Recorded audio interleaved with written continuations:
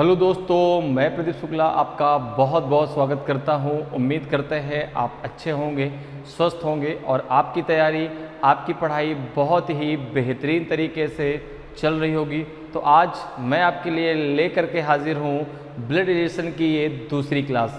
पहली क्लास में हम लोगों ने ब्लड रिलेशन के बेसिक कॉन्सेप्ट को समझा है कि ब्लड रिलेशन क्या होता है, कैसे आप जो है किसी के जेंडर को डिफाइन कर सकते हैं, कैसे आप डायग्राम बना सकते हैं, जनरेशन ट्री क्या होता है, ठीक है ना, और कैसे जनरेशन ट्री आगे बढ़ता है, और जो हमारा एक फैमिली रिलेशन है, ठीक है ना, वो किस प्रकार से आगे बढ़ता है, अर्थात जो जनरेशन ट्री है वो कैसे आपका आगे बढ़ता है। अगर हम बात रिलेशन की करते हैं तो चाहे आप हो चाहे हम हो, सबकी फैमिली में वही सारे रिलेशन हैं और उन्हीं सारे रिलेशंस के बारे में हमें यहाँ पर पढ़ना होता है। तो जिनको बिल्कुल भी ब्लड रिलेशन नहीं आता, कह सकते हैं ब्लड रिलेशन का बी भी नहीं आता, उनको शुरुआत से पढ़ना चाहिए। सबसे पहले उनको पहली क्लास पढ़नी चाहिए। पहली क्लास जब आप पढ़ लेंगे तब आपको ये क्लियर होगा। जो कन्फ्यूजन होता है ना, हमेशा बच्चे कहते हैं सर ब्लड रिलेशन बहुत टफ टॉपिक है, जबकि मैं आपको बता दूं कि रीजनिंग में सबसे आसान टॉपिक है ब्लड रिलेशन। ब्लड रिलेशन से आसान कोई टॉपिक नहीं है। क्यों? क्योंकि ब्लड रिलेशन में जो भी रिलेशन आपसे पूछा जाता है या जिस भी रिलेशन के बारे में हम डिस्कस करते हैं, वो सारे वही रिलेशन हैं जो हमारी आपकी फैमिली में होते हैं और आप हर एक रिलेशन के बारे में जानते हैं। आपकी बुआ कौन है, आपकी चाची कौन है, आपकी भाभी कौन है, आपकी मामी कौन है, ठीक है ना, मौसी कौन है, नाना नानी कौन है, दादा दादी कौन है, सब रिलेशन आप जानते हैं। आप किसके जीजा लगेंगे, कौन आपका साला लगेगा, कौन आपकी साली लगेगी, ये सारे रिलेशन आपको पता है। तो मैंने कहा ना, वही सारे रिलेशन हैं। इसलिए जब भी क्वेश्चन को आप कर रहे हैं, अगर क्वेश्चन आपको समझ में नहीं आ रहा है, क्वेश्चन का आंसर आप नहीं निकाल पा रहे हैं, तो उस जगह जहां पर क्वेश्चन जिसकी बारे में बात करें उस जगह अपने आप को रख के देखें, 110% आपका आंसर जरूर निकल के आएगा। तो भाई जिन्होंने अभी तक पहली क्लास नहीं पढ़ी है तो पहली क्लास को जरूर पढ़ ले, ताकि जो ब्लड रिलेशन को लेकर उनका कन्फ्यूजन है ना कि भाई डायग्राम कैसे बनाना है और डायग्राम बनाने के लिए हम किन इंस्ट्रूमेंट का प्रयोग करते हैं, ठीक है ना, जैसे मेल के लिए प्लस, फीमेल के लिए माइनस। जनरेशन की जब बात आती है तो जो इक्वल जनरेशन, जनरेशन गैप, तो इक्वल जनरेशन की जब बात आती है तो उसको हम हॉरिजेंटल लाइन से दर्शाते हैं, और जब जो है आपके जो है जनरेशन गैप की बात आती है तब वर्टिकल लाइन से दर्शाते हैं। ब्लड रिलेशन में पति पत्नी का एक ऐसा रिलेशन होता है जिसमें यदि किसी एक का जेंडर डिफाइन है तो दूसरे का जेंडर आप अपने आप डिफाइन कर सकते हैं। बाकी कोई रिलेशन ऐसा ब्लड रिलेशन में नहीं होता जिसमें यदि किसी का एक का जेंडर डिफाइन है तो दूसरे का जेंडर आप डिफाइन कर सकें, पति पत्नी के रिलेशन के अलावा। तो इन सारी चीज़ों के बारे में हमने बहुत अच्छे से पहली क्लास में डिस्कस किया है। तो जिन्होंने पहली क्लास नहीं पढ़ा तो वो ज़रूर पढ़ लीजिए। आज ये एक ब्लड रिलेशन की दूसरी क्लास है। आज की जो क्लास है वो क्वेश्चन पर बेस्ड क्लास होने वाली है। जो हमने पहली क्लास में पढ़ा है जो कॉन्सेप्ट, उसी पर बेस्ड आज हम बहुत सारे और भी क्वेश्चन करने वाले हैं। पहली क्लास में तो हमने किया ही किया है, आज भी जो है हम उसी कॉन्सेप्ट पर बेस्ड जो है क्वेश्चन करने वाले हैं। जो टाइम हमने फर्स्ट पढ़ा था कि फैमिली ट्री पर बेस्ड या चार्ट पर बेस्ड, या जिसे हम रिलेशन पजल कह सकते हैं, उस पर जो बेस्ड क्वेश्चन आते हैं उनको आप कैसे सॉल्व कर सकते हैं। तो चलिए भाई आज की क्लास को शुरू करते हैं। शुरू करने से पहले आपके लिए कुछ लाइन्स हैं जो आपको मोटिवेट करती हैं, जिनसे आप मोटिवेट होते हैं। लाइन से कि उम्र थका नहीं सकती, ठोकरें गिरा नहीं सकती, अगर जिद हो जीतने की तो हार भी हरा नहीं सकती। तो अगर आपकी जिद है कि आपको जीतना ही जीतना है तो फिर दुनिया की कोई भी हार आपको हरा नहीं सकती, कोई चीज़ दुनिया की आपको रोक नहीं सकती। तो इस बात को याद रखिए। ये लाइंस ऐसी जो आपको मोटिवेट करती हैं। जब भी किसी जगह पर आपको लगता है कि नहीं यार यहाँ पर मैं अब जो है फिर से थोड़ा सा डिमोटिवेट हो रहा हूँ, तो ये लाइनें फिर से आपको एक मोटिवेशन देती हैं और फिर से आप अपने सफ़र पर जो है निकल पड़ते हैं और एक अच्छी शुरुआत के साथ, एक अच्छे प्रयास के साथ फिर से आप उसको शुरू करते हैं। तो चलिए भाई, इसी प्रयास के साथ आज की क्लास को भी हम शुरू करते हैं। तो आज की क्लास का पहला क्वेश्चन है आपके सामने। सबसे पहले क्वेश्चन को रीड कर लेते हैं, इंस्ट्रक्शन को रीड करते हैं और फिर इस इंस्ट्रक्शन के आधार पर हम बनाते हैं डायग्राम और फिर उस डायग्राम के आधार पे हम देंगे क्वेश्चन का आंसर। अब देखो यहाँ पर क्या है, आपको जो डायरेक्शन है वो 1 to 5 के लिए, क्वेश्चन नंबर 1 से क्वेश्चन नंबर 5 के लिए, कि read the following information carefully and answer the questions given below it. निम्नलिखित जानकारी का वो ध्यानपूर्वक पढ़ें और नीचे दिए गए प्रश्नों के उत्तर दें। तो ये जो इंस्ट्रक्शन है वो क्वेश्चन नंबर 1 से क्वेश्चन नंबर 5 तक के लिए है। अर्थात ये जब आप पूरा का पूरा डायग्राम बना लेते हैं इस इंस्ट्रक्शन के आधार पे, तो क्वेश्चन नंबर 1 से क्वेश्चन नंबर 5 तक के आंसर आप उसके आधार पे दे सकते हैं। ठीक है, देखिए इंस्ट्रक्शन है आपका कि in a family there are 6 members A, B, C, D, E and F. A and B are a married couple. A being the main male member, D is the only son of C, who is the brother of A. A is the sister of D. B is the daughter-in-law of F, whose husband has died. एक परिवार में 6 सदस्य हैं, A, B, C, D, E और F। ठीक है, A और B एक विवाहित जोड़ा है, A पुरुष सदस्य है, D C का इकलौता बेटा है जो A का भाई है, E D की बहन है, B F की बहू है जिसके पति की मृत्यु हो चुकी है। अब देखो यहाँ पर एक बात ये क्लियर है कि उस परिवार में केवल 6 ही मेंबर हैं, 7वां कोई मेंबर नहीं है ना, उसको आप एज्यूम कर सकते हैं क्योंकि ये क्लियर कर दिया गया कि उस फैमिली में केवल 6 मेंबर हैं, A, B, C, D, E और F। अब देखो, तो सबसे पहले यहाँ पर हम बनाते हैं डायग्राम। ठीक है, और यहाँ पर ध्यान रखना है आपको कि इसमें से जो है A और B, ठीक है ना, A और B मैरिड कपल हैं जिसमें A आपका क्या है, मेल मेंबर है। दूसरी जो ध्यान देने वाली बात है वो ये है कि जो ये आपका हु वर्ड आया है, ठीक है ना, ये हमेशा अपने नज़दीक वाले को डिफाइन करता है। अगर हम हिंदी में बात करें तो जो ये आपका जो वर्ड आया है ये हमेशा अपने नज़दीक वाले को डिफाइन करेगा। तो इस हु के नज़दीक में कौन है आपका सी, तो सी को यह डिफाइन करेगा, ना कि जो है यह डी को। तो इस बात को अच्छे से समझ लीजिए। अब आते हैं अपने क्वेश्चन पे, बनाते हैं सबसे पहले इसका डायग्राम। अगर आप बिना डायग्राम बनाए क्वेश्चन का आंसर दे सकते हैं तो दीजिए, कोई ज़रूरत नहीं कि डायग्राम बनाना ही बनाना है।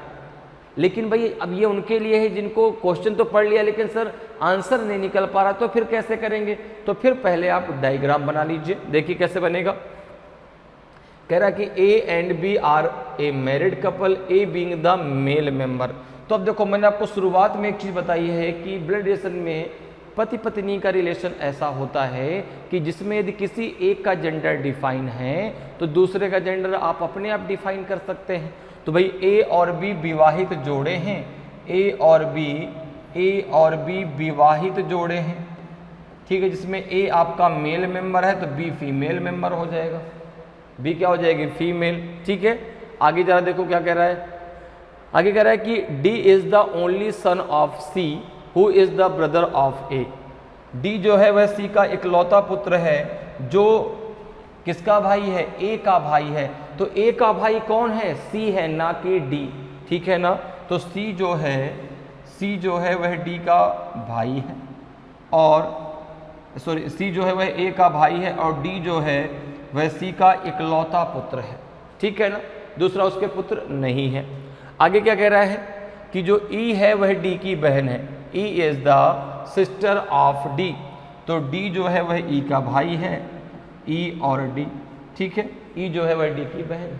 और शुरुआत में मैंने आपको बताया कि भाई जब जनरेशन गैप की बात आ गई, जैसे C जो है वह D के पिता, उसी को हमने कहाँ बैठाया, ऊपर। ठीक है ना, D को कहाँ बैठाया, नीचे। तो किस लाइन का प्रयोग किया, वर्टिकल लाइन का। D और E आपस में ब्रदर सिस्टर हैं तो किस लाइन का प्रयोग करेंगे, हॉरिजेंटल लाइन का। ठीक है, अब जरा आगे आ जाओ। फिर कह रहा है कि B F की बहू है, B is the daughter in law of F, और जिसके पति की मृत्यु हो चुकी है, किसके F के पति की मृत्यु हो चुकी है। तो भाई जब F के पति की मृत्यु हो चुकी तो F उसकी क्या होगी, पत्नी होगी। तो F जो है वह क्या है, तो एफ जो है वह बी की मदर इन लॉ है, और जो बी है वो एफ की क्या है, डॉटर इन लॉ है, और जो एफ है वो ए और जो है सी की क्या है, मदर है। ठीक है ना, ए और सी की क्या है, मदर है। एफ जो है डी और ई की क्या है, जो है ग्रैंड मदर है। क्या है, ग्रैंड मदर। ठीक है, इतनी बात क्लियर है। एफ का जेंडर कैसे डिफाइन हुआ, ये बात क्लियर हो गई। क्योंकि भाई देखो दिया है कि B is the daughter in law of F whose husband has died. तो जो आपका हुज वर्ड आया किसको डिफाइन करेगा, एफ को। ठीक है ना, जिसके पति की मृत्यु हो चुकी, किसके पति की मृत्यु हो गई, एफ के पति की मृत्यु हो गई है। तो एफ के जब पति की मृत्यु हो गई तो एफ उसकी क्या है, पत्नी है। ठीक है, इसलिए एफ का जेंडर क्या हो गया, माइनस। तो ये तो हमारा जो है डायग्राम बन के तैयार हो गया इस इंस्ट्रक्शन के आधार पे। अब आते हैं हम क्वेश्चन पे। देखिए पहला क्वेश्चन है आपका जो है इस इंस्ट्रक्शन पर बेस्ड कि how is F related to A, F A से किस प्रकार संबंधित है। देखो जरा, तो आपने कहा एफ जो है वह ए और सी दोनों की माँ है और बी की जो है मदर इन लॉ है। ठीक है, तो एफ का ए से पूछा है तो यहाँ पे आंसर माँ आएगा, ऑप्शन ए आपका सही आंसर होगा। How is E related to C, E C से किस प्रकार संबंधित है, ई जो है वह सी से किस प्रकार संबंधित है। तो देखो डी जो है वह सी का क्या है, पुत्र है। डी जो है वह सी का पुत्र है और ई जो है वह डी की क्या है, बहन है। तो जो ई है वह सी की क्या है, डॉटर है। जो ई है वह सी की क्या है, डॉटर है। तो ये तो पूछ रहा है कि how is E related to C, तो डॉटर उसकी बेटी है। ई जो है वह सी की क्या है, बेटी है। तो आपको केवल जो टाइम लगेगा ना वो केवल इंस्ट्रक्शन को पढ़ने में और उसका डायग्राम बनाने में, और जैसे ही आप डायग्राम को बना लेते हैं तो फिर तो आपको आंसर देने में कोई टाइम नहीं लगने वाला। तो यहाँ पे आंसर क्या आ जाएगा, ऑप्शन बी आपका सही आंसर होगा। अगले क्वेश्चन पे आते हैं। देखिए अब देखिए थर्ड और फोर्थ नंबर का क्वेश्चन है कि who is C to B, C के लिए बी कौन है। Who is C to B, तो सी के लिए बी कौन है। तो आपने कहा कि भाई सी के लिए बी, सी के लिए जो बी है वह उसकी जो है सिस्टर इन लॉ है। ठीक है ना, सी के लिए बी कौन है, तो आपने कहा सिस्टर इन लॉ। अगर सी के लिए सी कौन है बी के लिए, तो हो जाएगा आपका ब्रदर इन लॉ। ठीक है ना, अब एक बात ध्यान रखिएगा, ब्रदर इन लॉ जो है बहनोई के लिए भी प्रयोग होता है, जिसे हम जीजा कहते हैं। ठीक है ना, ब्रदर इन लॉ साले के लिए भी प्रयोग होता है, ब्रदर इन लॉ देवर के लिए भी प्रयोग होता है। ठीक है, तो अगर आपका वहाँ पे आंसर जैसे आपका देवर निकल रहा है, अब आपके दिमाग में ऐसा ध्यान, तो देवर है, ब्रदर इन लॉ मतलब क्या होता है, ब्रदर इन लॉ जो है देवर के लिए प्रयोग होता है, जीजा के लिए भी प्रयोग होता है, साले के लिए भी प्रयोग होता है। सिस्टर इन लॉ भाभी के लिए भी प्रयोग होता है, सिस्टर इन लॉ ननद के लिए भी प्रयोग होता है, सिस्टर इन लॉ साली के लिए भी प्रयोग होता है। क्लियर है। तो यहाँ पर जो है क्या पूछा है कि सी के लिए बी कौन है, तो सिस्टर इन लॉ है। ठीक है ना, अर्थात भाभी है। क्या है, भाभी। ठीक है ना, सी के लिए बी कौन है, who is C to B. ठीक है, तो सी के लिए बी कौन है, तो आंसर क्या हो जाएगा आपका नन ऑफ दीज। ठीक है, चूंकि बी जो है वह सी की क्या होगी, भाभी होगी। ठीक है, आगे क्या है, how many male member are there in the family, परिवार में कितने पुरुष सदस्य हैं, कितने मेल मेंबर हैं, जरा देखो भाई कितने मेल मेंबर हैं। तो आपने कहा परिवार में 3 मेल मेंबर हैं। देखो कौन कौन, 1 2 और ये 3। ठीक है ना, सी ए और डी ये 3 मेल मेंबर हैं, 3 फीमेल मेंबर हैं। तो 3 आपका जो है मेल मेंबर है, 3 आपका सही आंसर होगा। क्लियर है। अगले क्वेश्चन पे चलते हैं। 5th नंबर का क्वेश्चन है कि how is F related to C, F C से किस प्रकार संबंधित है। मदर इन लॉ है, सिस्टर इन लॉ है, मदर है कि आंट है कि सिस्टर है। तो आपने कहा एफ जो है वह सी और ए दोनों की माँ है, सी और ए दोनों की माँ है। तो एफ जो है वह सी की माँ है, एफ जो है वह सी की माँ है। तो ऑप्शन सी आपका सही आंसर हो जाएगा। तो जो टाइम आपको डायग्राम बनाने के में लगेगा बस केवल वही टाइम लगने वाला है, बाकी तो फिर आपको क्वेश्चन को पढ़ना है और केवल टिक करना है। ठीक है ना, तो यहाँ पे क्या हो जाएगा, जो एफ है वह सी की क्या है, एफ जो है सी की माँ है। तो ऑप्शन सी आपका सही आंसर होगा। अगले क्वेश्चन पे आ जाइए। अगला देखिए आपका जो डायरेक्शन है वो क्वेश्चन नंबर 6 से क्वेश्चन नंबर 10 के लिए है, ठीक है ना। तो जरा इंस्ट्रक्शन को पढ़ लेते हैं। क्या है आपका कि study the following information carefully and answer the questions given below it. निम्नलिखित जानकारी को ध्यानपूर्वक पढ़ें और नीचे दिए गए प्रश्नों के उत्तर दें। तो यहाँ पे है कि there are 6 persons A B C D E and F. C is the sister of F. B is the brother of E's husband. D is the father of A and grandfather of F.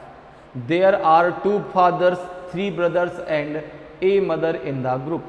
6 व्यक्ति A, B, C, D, E और F हैं। एक family में 6 सदस्य हैं, ठीक है ना। C F की बहन है, B E के पति का भाई है, D A का पिता है और F का दादा है।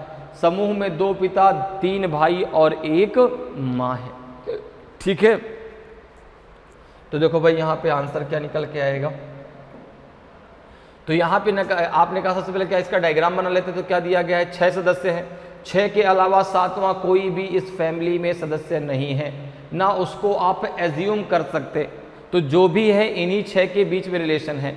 अब देखो यहाँ पे ये भी दिया गया है कि इस ग्रुप में जो हैं 2 क्या हैं, there are 2 fathers, 3 brothers and a mother. एक माता है, 3 भाई हैं और 2 पिता हैं, ठीक है। चलिए अब आते हैं क्वेश्चन पे। C is the sister of F। C F की बहन है, तो आपने C के ऊपर माइनस लगाया, यहाँ पे आपने F लिखा। C के ऊपर आपने माइनस लगाया, यहाँ पे आपने F लिख दिया। F के ऊपर अभी आप कोई भी प्लस या माइनस का सिंबल नहीं लगा सकते, क्योंकि जब तक जेंडर डिफाइन नहीं होगा तब तक जो है आप उसके ऊपर प्लस या माइनस में से कोई भी सिंबल नहीं लगा सकते, ठीक है। अब जरा आ जाओ आगे, क्या कह रहा है। आगे है कि B is the brother of E's husband. B जो है वह E के पति का भाई है। अच्छा, दूसरा क्या कह रहा है कि D A का पिता है। D जो है A का पिता है और F का दादा है। तो F का दादा है, दादा मतलब क्या हो गया, ग्रैंड फादर। तो ग्रैंड फादर कौन होंगे, तो आपने कहा कि F के पिता के पिता, तो F के पिता हैं कौन, D, ठीक है ना। और जो है वह जो है F के क्या है, ग्रैंड फादर है, ठीक है। अब देखो क्या कह रहा है, जो B है वह E के पति का भाई है। अब यहाँ पर अगर मैं बात करूँ तो जो यहाँ पर देखो क्या कह रहा है कि भाई समूह में 2 पिता हैं, 3 भाई है और 1 माँ है। अब यहाँ पर अगर देखा जाए, अगर इस रिलेशन को मैं यहाँ पे लेके आता हूँ कि B E के पति का भाई है, तो भाई जो B है वह E के पति, तो यहाँ पे जो अगर मैं यहाँ पे F को जो है प्लस मान लूँ, मैं ध्यान से बात सुनिएगा, ठीक है ना। और यहाँ पे मैंने इसको E मान लिया कि भाई F जो है E का पति है, तो E जो है उसकी पत्नी, E जो है उसकी क्या है, पत्नी है, ठीक है ना। और यहाँ पर B जो है वह F का भाई है, ये दोनों पति पत्नी हैं। और B जो है वह F का क्या है, भाई है, अर्थात B जो है वह C का भी भाई है।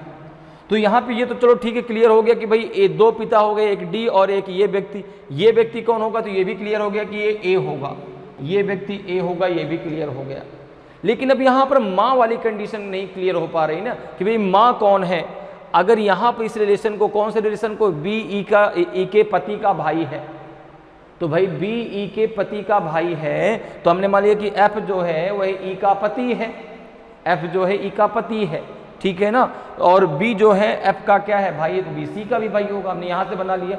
तो आपने कहा ये तो क्लियर हो गया, लेकिन अब यहाँ पे जो कह रहा कि समूह में एक माँ है, वो यहाँ से क्लियर नहीं होगा, क्योंकि भाई माँ अगर इस रिलेशन को हम A के साथ लेके चले तो फिर आसानी से देखो यहाँ पर आपका जो है ये आ जाएगा। अब यहाँ पे देखो आसानी से आ जाएगा कि भाई F यहाँ पर है, ठीक है ना, F यहाँ पर है और C यहाँ पर है। C जो है F की बहन है। और अगर यहाँ पर लेके चलते हैं कि भाई A की पत्नी E है, A की पत्नी E है, और B जो है वह A का भाई है, B जो है वह A का भाई है, ठीक है ना। तो अब देखो E जो है वो F की क्या हो जाएगी, माँ हो जाएगी। E जो है वह C की भी माँ होगी। तो देखो एक माँ हो गई आपकी E, ठीक है ना। अब कह रहे समूह में 2 पिता, 3 भाई और 1 माँ है, तो 3 भाई हैं, ठीक है ना। 3 भाई में से ए और बी 2 भाई ये हो गए, और एक तीसरा भाई हो जाएगा आपका एफ, क्योंकि 6 टोटल सदस्य हैं। तो एफ जो है, एफ बी जो है किसका भाई हो जाएगा भाई, इन दोनों के बीच ब्रदर सिस्टर का रिश्ता होगा। सी जो है एफ की बहन है, तो एफ जो है सी का भाई हो जाएगा। तो 3 भाई हो गए, कौन कौन, एक ए हो गया, एक बी हो गया, और एक आपका एफ हो गया। तो क्लियर है, बात समझ में आ गई कि अगर हम इस रिलेशन को यहाँ लेके चलते तो हमें प्रॉब्लम हो जाती, ठीक है ना।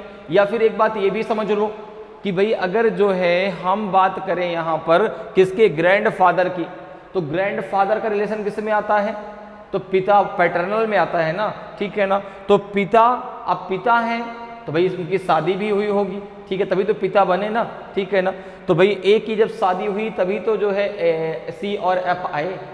तो इस रिलेशन को हम यहाँ ले भी नहीं सकते इस कंडीशन पे, ठीक है, क्योंकि भाई जब अब 6 ही सदस्य हैं, अभी तो क्लियर है, 7वां सदस्य है नहीं, तो एज्यूम हम कर नहीं सकते। तो इस रिलेशन को हम यहीं पर लेंगे, ये क्लियर हो गया, ठीक है, क्लियर है। तो ये आपका बन के डायग्राम हो गया तैयार। अब आते हैं अपने क्वेश्चन पे। मैंने आपको ये इसलिए बताया कि आपके दिमाग में ये ना हो कि सर अगर इस रिलेशन को हम यहाँ जोड़ लेते तो क्या आंसर इसका सही होता क्या, अगर रिलेशन को हम ऊपर जोड़ते तो क्या आंसर सही होता क्या।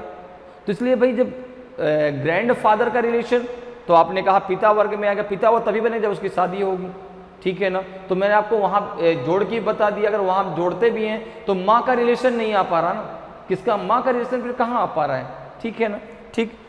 तो जो है इसलिए जो है ये रिलेशन यहीं पर ए के साथ ही जुड़ेगा। अब देखिए पहला क्वेश्चन है कि हु इज़ द मदर, माँ कौन है, तो माँ ई है। देखो आपने निकाला ना, माँ कौन है, ई है। ई जो है सी और एफ दोनों की माँ है, तो यहाँ पे आंसर आपका ई आएगा। ई जो है माँ है, ऑप्शन डी।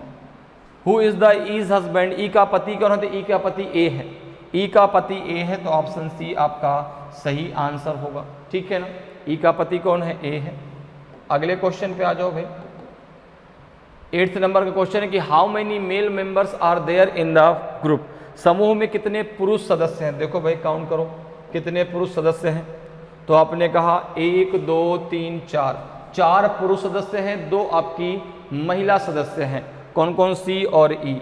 तो 4 पुरुष 2 महिला, तो यहाँ पे 4 आ जाएगा, ऑप्शन डी आपका सही होगा।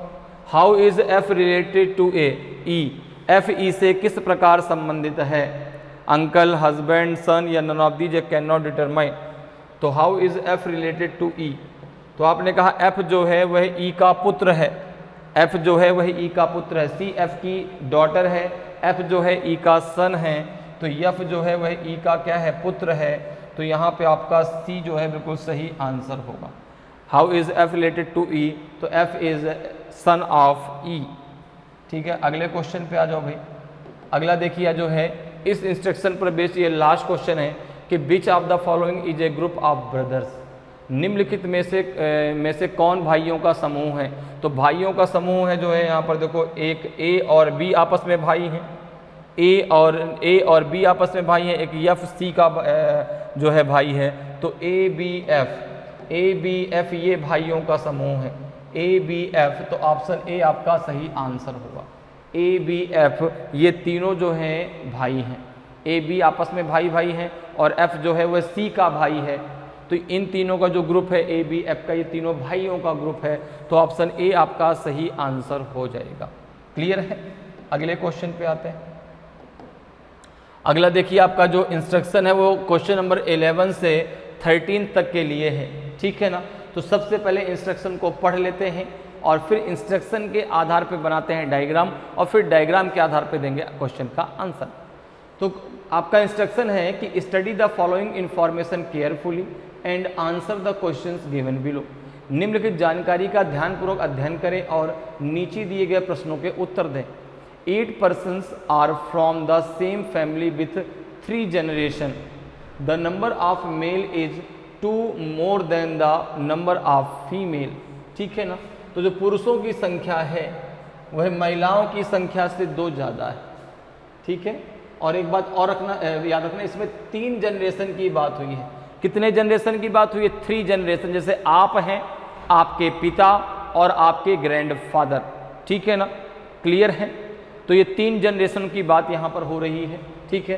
हो सकता है ग्रेट ग्रैंडफादर की भी बात हो, ठीक है। आगे देखो क्या कह रहा है कि W is the brother of T, who is the daughter in law of W, F is the brother in law of W and father of D, U is the father of F and has only one child, P is the grand mother of F who is not a female, K is the father of T, whereas P is not the mother-in-law of T, who has 2 children. 8 व्यक्ति 3 पीढ़ियों वाले एक ही परिवार से हैं।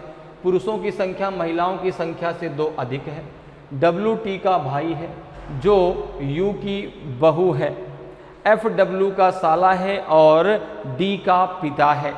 तो यहाँ पे आपको ये भी ध्यान देना है कि जो आपका ये हु वर्ड आया है ये हमेशा अपने नज़दीक वाले को डिफाइन करता है, अर्थात जो ये जो वर्ड आया है ये हमेशा अपने नज़दीक वाले को डिफाइन करता है। ठीक है, क्लियर है। तो एफ डब्ल्यू का साला है और डी का पिता है, यू एफ का पिता है और उसका केवल एक बच्चा है। ठीक है ना, दूसरा उसके चाइल्ड नहीं है, दूसरा उसके बच्चा नहीं है।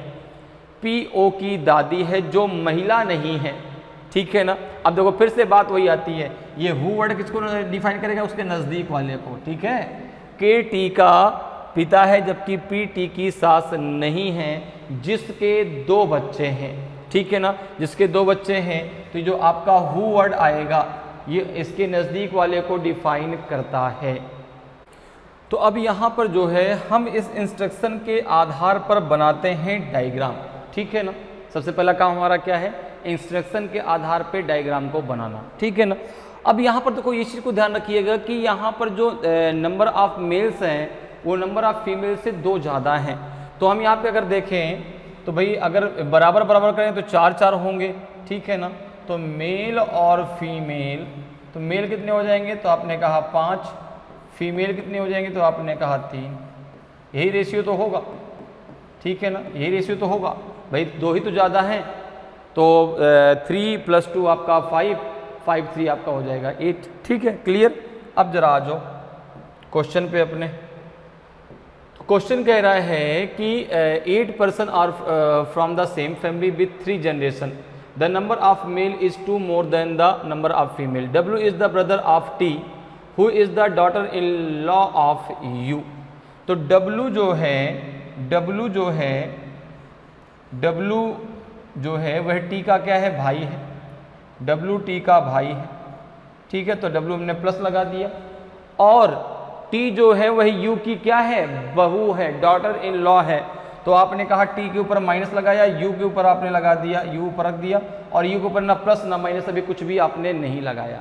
ठीक है, ये बात क्लियर हो गई कि W T का भाई है और जो U की बहू है, तो जो कौन, T, U की क्या है, बहू है। क्लियर। आगे जरा आ जाइए, आगे क्या कह रहा है कि W is the brother of T, ये तो हो गया। F is the brother in law of W and father of D। अब देखो ब्रदर इन लॉ मतलब बहनोई अर्थात जीजा भी होता है और साला दोनों होता है। यहाँ पर देखो हिंदी में क्या दिया गया है कि FW का साला है, यहाँ पे साला नहीं होना चाहिए, यहाँ पे होना चाहिए जीजा, क्योंकि साले में फिर वो जो है कहाँ से बन पाएगा भाई, जीजा भी होता है और साला भी होता है। ठीक है भाई, W T जो है W T का भाई है। अब अगर मैं साले की बात करूं तो फिर F की बहन, और देखो यहाँ पे अगर मैं F को जो है W का जीजा मानूं, ठीक है ना, ब्रदर इन लॉ दोनों के लिए प्रयोग होता है। तो यहाँ पर W की बहन T और T की शादी हुई है F के साथ, F हो गया उसका पति, तो F हो जाएगा प्लस। ठीक है ना, और W हो जाएगा F का क्या, साला हो जाएगा। तो यहाँ पे जो है क्या हो जाएगा, FW का जीजा है और D का क्या है, पिता है। UF का पिता है और उसका केवल एक बच्चा है। UF का पिता है और उसका केवल एक बच्चा है F, दूसरा उसके बच्चा नहीं, दूसरा बच्चा मतलब उसके ना पुत्री है ना कोई दूसरा पुत्र है। जैसे एक बात समझो, अगर यहाँ पर आप FW का साला है ये मान लें, तो फिर भाई F की बहन की शादी, F के बहन की शादी जो है वह W से होगी, तभी तो FW का साला हो जाएगा। ठीक है ना, F is the brother in law of W। तो अब जब U के एक ही बच्चा है वो है F, तो फिर अगर हम F की बहन मानते हैं तो फिर दूसरा बच्चा भी होना चाहिए ना, जबकि क्वेश्चन साफ साफ कह रहा है कि F is the brother in law of W and father of D, U is the father of F and has only one child, उसके केवल एक ही बच्चा है, दूसरा जो है चिल्ड्रन है ही नहीं है, अर्थात बेटी पुत्र दूसरा कुछ है ही नहीं।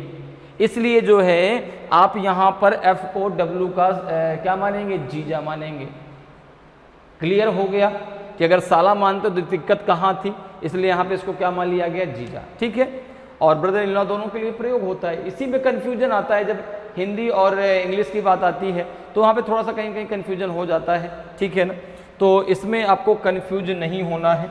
अब जरा आगे आ जाते हैं। आगे क्या कह रहा है, यू एफ का पिता है, तो यू के ऊपर आपने क्या लगा दिया, प्लस। ठीक है, आगे जरा आ जाओ कि P is the grand mother of O। ठीक है ना, who is not a female. अब देखो P जो है वह O की दादी है जो महिला नहीं है, अर्थात O जो है वह महिला नहीं, कौन है, पुरुष है।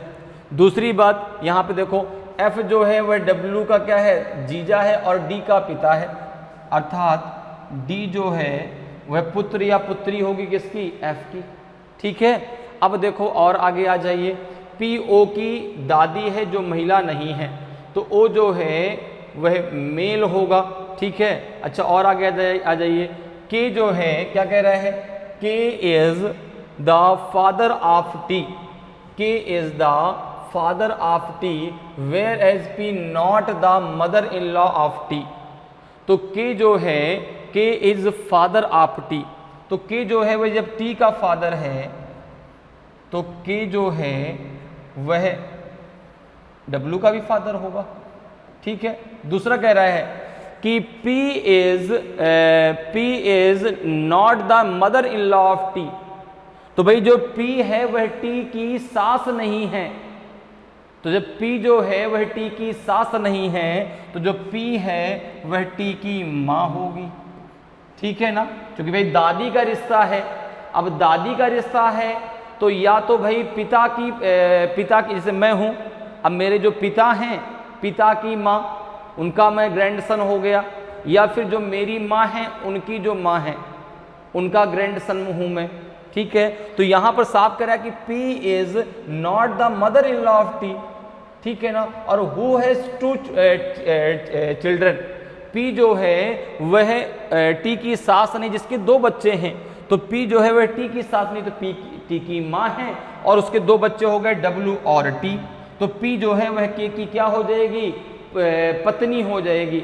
और जो O है वह D का क्या हो जाएगा, भाई हो जाएगा। O जो है वह D का क्या हो जाएगा, भाई। क्योंकि आगे देखो दिया है कि P O की दादी जो महिला नहीं है, तो O क्या है, आपका पुरुष है, और P जो है वह O की दादी है, तो O जो है T और F का पुत्र ही तो है। अब देखो हमने पहले क्लियर रखा है कि इस ग्रुप में 5 मेल हैं और 3 फीमेल हैं, तो 5 मेल जरा काउंट करो, 1 2 3 4 5, तो D क्या हो जाएगी, फीमेल, D क्या हो जाएगी, फीमेल। ठीक है ना, 5 मेल हैं और 3 फीमेल हैं, तो ये पूरा डायग्राम बनके हो गया आपका तैयार, समझ में आ गया। ठीक है ना, इंस्ट्रक्शन के आधार पे हमने क्या बना लिया, डायग्राम बना लिया। अब इस डायग्राम के आधार पे हमें देना है क्वेश्चन का आंसर। चलो आते हैं क्वेश्चन पे भाई। देखिए पहला क्वेश्चन है इस इंस्ट्रक्शन पर बेस्ड कि how is D related to W, D W से किस प्रकार संबंधित है, उसका कजिन है, उसका नीस है, उसका नेफ्यू है, कैन नॉट बी डिटरमाइंड, या नन ऑफ दीज। तो how is D related to W, तो डी जो है वह डब्ल्यू से किस प्रकार संबंधित है, तो डी जो है वह डब्ल्यू की नीस अर्थात भांजी लगेगी। अब नीस देखो भांजी और भतीजी दोनों के लिए प्रयोग होता है। अब यहाँ पर जैसे आपका दिया गया है नीस मतलब भतीजी, तो यहाँ पे आपका ऑप्शन बी सही होगा, नीस मतलब भांजी भी होता है, नीस मतलब भांजी भी होता है। तो जो डी है वह डब्ल्यू की क्या है, भांजी है, क्योंकि डब्ल्यू टी का भाई है। डब्ल्यू क्या है, देखो डब्ल्यू जो है वह टी का भाई है, टी जो है वह डी और ओ की माँ है, तो माँ का भाई क्या लगता है, मामा, और हम उसके क्या लगेंगे, अगर ये मैं हूँ ये मेरी बहन है तो हम उसके जो है भांजे और भांजिया लगेंगे। तो डी जो है वह डब्ल्यू की भांजी लगेगी अर्थात नीस लगेगी। ठीक है, अगले क्वेश्चन पे आ जाइए। Who among the following person is the grand son of you, निम्नलिखित में से कौन सा व्यक्ति यू का पोता है? तो आपने कहा कि यू का ग्रैंडसन ओ है। देखो यू जो है टी का क्या है, तो आपने कहा फादर इन लॉ है, ठीक है ना। और एफ का पिता है, एफ का जो है पुत्र कौन है, ओ, तो ओ जो है वह ग्रैंडसन किसका होगा जाएगा आपका यू का, तो ओ जो है वह यू का ग्रैंडसन है, तो ऑप्शन सी आपका सही आंसर होगा। अगले क्वेश्चन पे आ जाइए। अगला देखिए आपका जो है 13th नंबर का क्वेश्चन है कि if U and P are siblings then how is U related to K. यदि यू और पी भाई बहन हैं तो यू के से कैसे संबंधित है? अब देखो कह रहा है कि यदि यू और पी आपस में भाई बहन है। अब देखो अगर यू और पी आपस में भाई बहन हो जाएंगे तो यू जो है वह के का क्या लगेगा, तो लगेगा ब्रदर इन लॉ, और के यू का क्या लगेगा, ब्रदर इन लॉ। अगर यू और पी आपस में क्या हैं, भाई बहन हैं तब। और यही तो कह रहा है कि if U and P are siblings then how is U related to K. तो अगर यू जो है पी का भाई हो जाएगा, ठीक है ना, तो भाई पी जो है वह के की पत्नी है, तो जो के है वह यू का क्या लगेगा, ब्रदर इन लॉ लगेगा, अर्थात बहनोई लगेगा, जीजा लगेगा। तो ऑप्शन ए आपका सही आंसर होगा। तो यू जो है, अच्छा then how is U related to K, तो यहाँ पे आपका साले का रिश्ता आएगा, जीजा का नहीं, क्योंकि यू का पूछा है ना।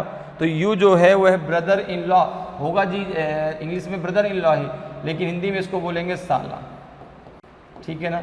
हिंदी में क्या बोलेंगे, साला बोलेंगे, ठीक है। तो के का अगर पूछता यू से कि हाउ इज के रिलेटेड टू यू, तो अब ब्रदर इन लॉ मतलब जीजा सही होता, लेकिन यहाँ पर जो है यू का के से पूछा है तो क्या हो जाएगा, साले का रिश्ता हो जाएगा। तो हिंदी में साला और इंग्लिश में ब्रदर इन लॉ होगा, ठीक है, क्लियर। अगले क्वेश्चन पे आ जाइए। अगला क्वेश्चन देखिए आपका जो है, अच्छा ये आपका अगला इंस्ट्रक्शन है, ये आपका अगला इंस्ट्रक्शन है, ठीक है ना। क्वेश्चन नंबर 14 से क्वेश्चन नंबर 16 तक के लिए, ठीक है। इंस्ट्रक्शन है आपका कि study the following information carefully and answer the questions given below.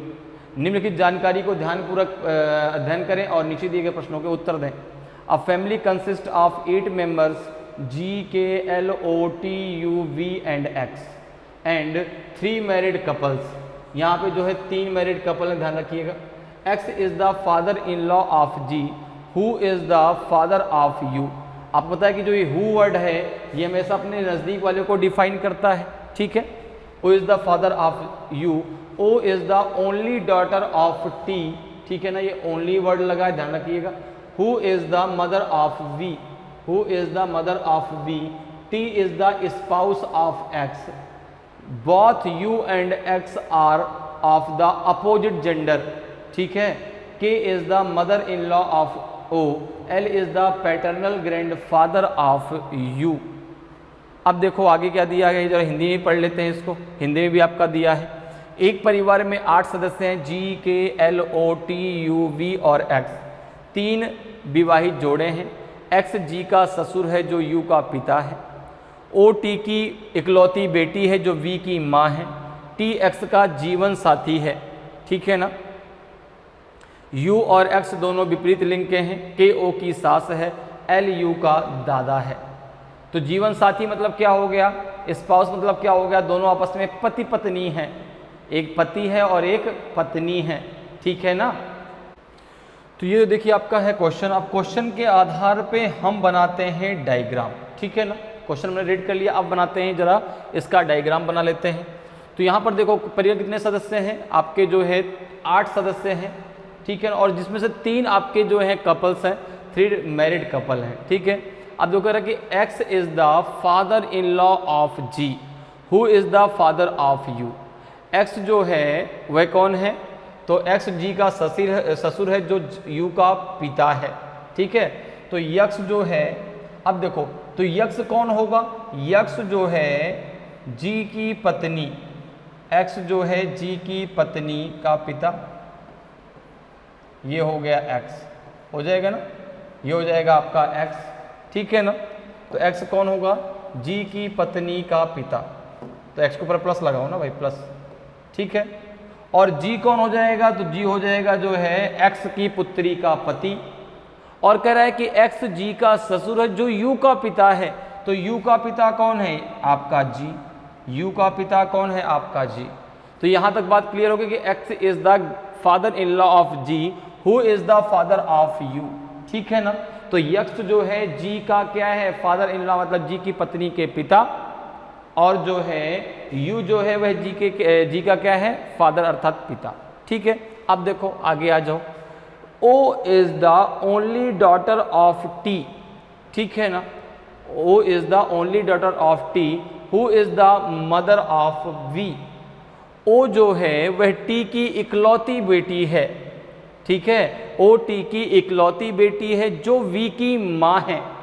तो O जो है वह T की इकलौती बेटी है और T जो है वह V की भी माँ है। तो भाई जब O की एक ही बेटी, O T की इकलौती बेटी है, तो B उसका पुत्र होगा, अर्थात B O का भाई होगा। ठीक है। अब देखो यहाँ पे क्या कर रहा है? T and X। ठीक है ना। देखो यहाँ पे दिया है आपका कि जो है U एंड X, यहाँ पे कहाँ पे दिया गया है आपका? T is the spouse of X दिया गया है ना, कि T और X जीवन साथी हैं। तो भाई देखो T और X जीवन साथी हैं, अर्थात T और X आपस में पति पत्नी है। तो X जब पति है तो T उसकी पत्नी हो जाएगी। तो T जो है O की क्या है? माँ है, और O इकलौती बेटी है T की। तो भाई जब T की इकलौती बेटी है तो X की भी इकलौती बेटी होगी। तो जो ये है, जो G की वाइफ है, जो G की वाइफ है वो कौन है? O है, और O का भाई कौन है? आपका V है। क्योंकि जो T है वह B की भी माँ है। ठीक है ना। T B की भी माँ है।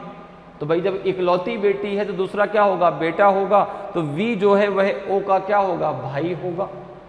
तो B जो है वह G का क्या लगेगा? ब्रदर इन लॉ अर्थात साला लगेगा। और G V का क्या लगेगा? तो ब्रदर इन लॉ अर्थात जीजा लगेगा, बहनोई लगेगा। ठीक है। आगे आ जाइए क्या कह रहा है। अब देखो आगे क्या है कि U और X दोनों विपरीत लिंग के हैं। U and X are of the opposite gender.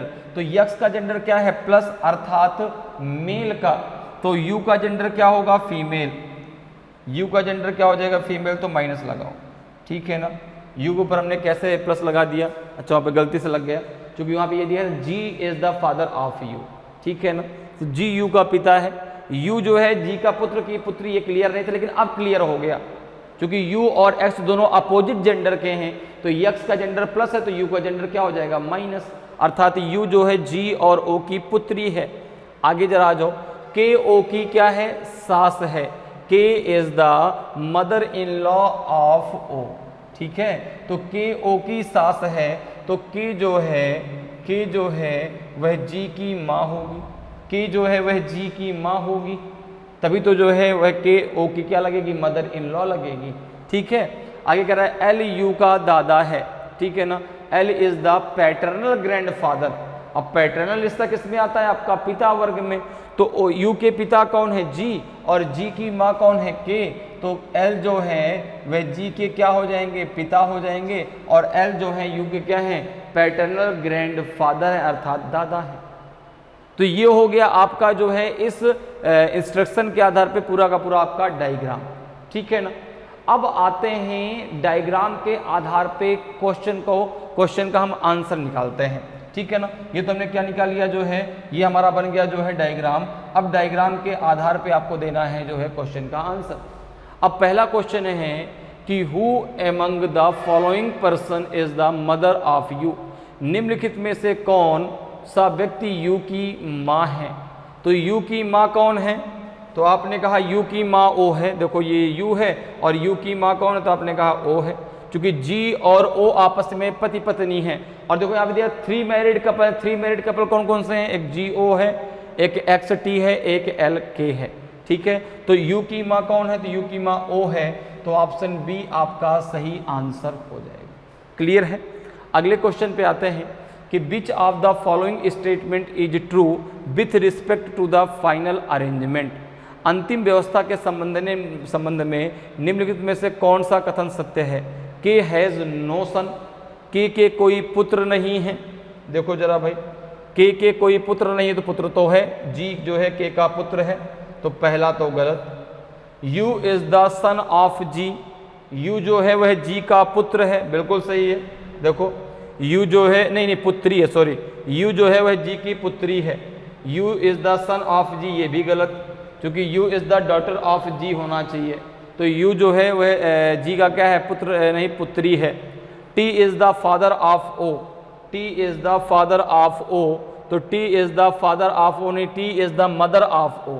T जो है ओ की माँ है, पिता नहीं है, तो ये भी क्या है आपका गलत है। फिर है both L and K are couples, both L and K are couples, ये सही है। देखो एल और के आपस में क्या है, कपल हैं, दोनों जो हैं पति पत्नी हैं, तो यहाँ पे जो है ऑप्शन डी आपका सही आंसर होगा। ठीक है, क्लियर है। तो यहाँ पे जो कपल की बात हो रही है वो पति पत्नी की बात होगी, ध्यान रखना, गर्लफ्रेंड बॉयफ्रेंड की बात नहीं होगी कि कपल मतलब गर्लफ्रेंड बॉयफ्रेंड। ठीक है, यहाँ पर जो बात होगी वो पति पत्नी की बात होगी जब भी कपल की बात आएगी। ठीक, तो यहाँ पे ऑप्शन डी आपका सही आंसर होगा। अगले क्वेश्चन पे आ जाते हैं। अगला देखिए आपका जो है आज की क्लास का ये लास्ट क्वेश्चन है कि if B is married to Z then how is T related to Z. यदि बी का विवाह जेड से हुआ है तो टी जेड से किस प्रकार संबंधित है। तो अब एक चीज़ देखो, जो वी है, ठीक है ना, ओ और वी आपस में भाई बहन हैं। टी जो है वह ओ की माँ है, तो टी जो है वह बी की माँ, बी की भी माँ है। देख लो भाई, ओ और बी आपस में क्या है, भाई बहन है, क्योंकि ओ टी की इकलौती बेटी है। ठीक है, तो बी क्या हो जाएगा, ओ का भाई हो जाएगा। टी जो है ओ और बी की क्या है, माँ है। ठीक है ना, तो यहाँ पे कह रहा है कि यदि वी का विवाह जेड से हुआ है, तो बी का विवाह अगर जेड से हुआ है तो जेड जो है वह पत्नी होगी बी की। ठीक है, क्योंकि बी का जेंडर क्लियर है कि प्लस है। ठीक है, तो कह रहा है तो टी जेड से किस प्रकार संबंधित है, तो जो टी है वह जेड की मदर इन लॉ लगेगी। क्या लगेगी, तो आपने कहा मदर इन लॉ, अर्थात सास लगेगी। क्या लगेगी, मदर इन लॉ अर्थात सास लगेगी। तो ऑप्शन डी आपका सही आंसर हो जाएगा। तो अगर जो है जेड की शादी वी से होती है तो जो टी है वह जेड की क्या लगेगी, मदर इन लॉ लगेगी, सास लगेगी। क्लियर हो गया। तो इस प्रकार से आप बहुत आसानी से जो है ब्लड रिलेशन के क्वेश्चनों को सॉल्व कर सकते हैं। बहुत आसान होते, चाहे वो रिलेशन पजल हो, चाहे वो फैमिली चार्ट पर बेस्ड पजल क्यों ना आए, बहुत आसान है। केवल सही से क्वेश्चन को पढ़ना है और फिर अगर क्वेश्चन को पढ़ के आप आंसर दे पा रहे हैं तो बहुत अच्छी बात है। अगर नहीं दे पा रहे तो फिर डायग्राम बनाइए, डायग्राम को बनाइए, डायग्राम बना के आप आसानी से आंसर निकाल सकते हैं। ठीक है ना, ऐसा होता है कि भाई जब हम बहुत बड़ा क्वेश्चन देखते हैं ना तो हम देख के डर जाते हैं कि ये तो बहुत बड़ा क्वेश्चन है, कैसे सॉल्व होगा, स्किप करके हम आगे बढ़ जाते हैं, जबकि ऐसा आपको नहीं करना है। जितना बड़ा क्वेश्चन उतना आसान। तो सबसे पहले डायग्राम बना लीजिए उस क्वेश्चन का और फिर जो है आसानी से आप उस क्वेश्चन का आंसर निकाल सकते हैं। और जब बड़ा क्वेश्चन आएगा ना तो 4 से 5 नंबर आपको देके भी तो जाएगा ना। आप ये भी तो सोचो कि अगर बड़ा क्वेश्चन है तो 4 से 5 नंबर आपको देके भी जा रहा है। ठीक है ना, तो बड़ा क्वेश्चन देख के डरना नहीं है, उसको बहुत आसानी से सॉल्व कर लेना है। तो उम्मीद करते हैं कि आज की क्लास आपको बहुत अच्छे से समझ में आई होगी, सारे क्वेश्चन आपके बहुत अच्छे से क्लियर हुए होंगे। तो अगर आज की क्लास आपको अच्छी लगी हो, आज का वीडियो आपको अच्छा लगा हो और अभी तक आपने वीडियो को लाइक नहीं किया तो वीडियो को लाइक ज़रूर करें। अगर आप नए हैं और अभी तक आपने चैनल को सब्सक्राइब नहीं किया तो चैनल को सब्सक्राइब जरूर कर लें, ताकि आपको क्लास की जानकारी समय समय पर मिलती रहे और आपकी तैयारी बेहतरीन तरीके से चलती रहे। तो आज इतना ही, फिर मिलेंगे। जय हिंद, जय भारत।